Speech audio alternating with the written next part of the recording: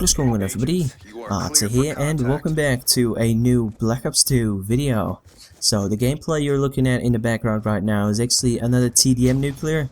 This is an MSMC nuclear on slums that I recorded about a month or so ago, maybe 2 months actually.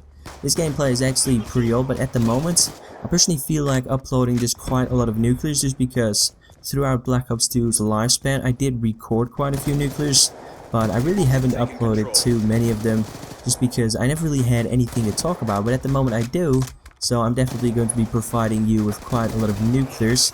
At least this week I will, because in a week's time we'll of course be moving on to Call of Duty Ghosts. Anyway, regardless, within this video I actually wanted to focus on the guns within Black Ops 2, and then specifically the quote-unquote best guns within the game.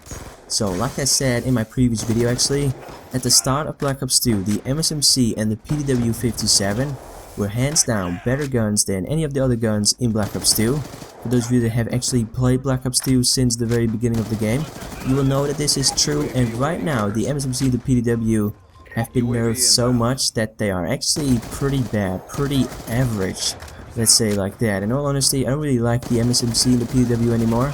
And the thing is that the MSMC is actually still my most used gun in Black Ops 2, just because I used it so incredibly much within like the first 2 to 3 months that the game was out actually. And right now I never really touch these guns anymore. Personally don't really like them anymore. I mean, they're still decent, they still do quite a lot of damage, but the recoil is just intense.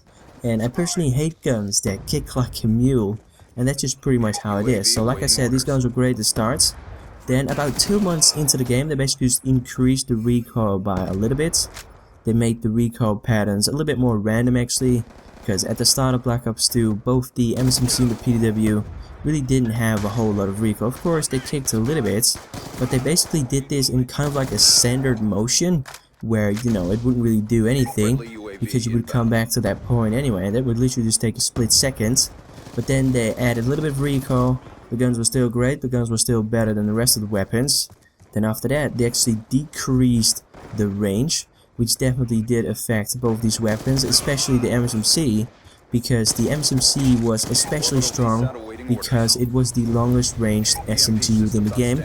Right now it is no longer the longest ranged SMG within the game, because the Peacekeeper is actually the longest ranged SMG within the game, for those of you that are interested in that. And then about a month after that, they once again increased the recoil by quite a lot this time actually. And right now I personally don't really like these guns anymore.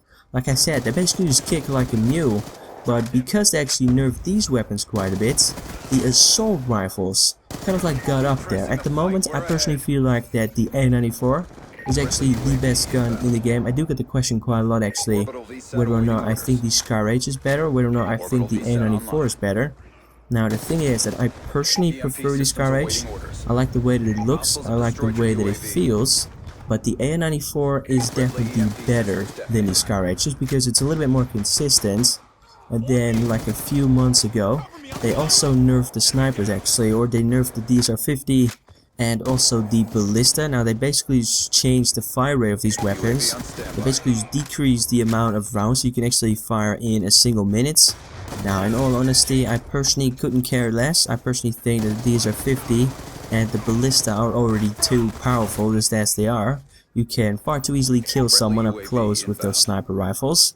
But the sniper community was really pissed off about that, which I actually thought was pretty funny, because the guns really aren't changed too much. Only you now have to get a collateral with the DSR-50 in order to actually get a quad feed. So in all honesty, it's kind of understandable that the sniper community wasn't happy with this.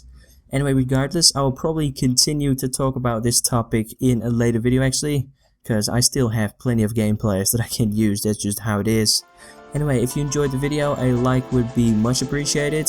If not, that's cool, and then I will hopefully check some of you next time. Take it easy.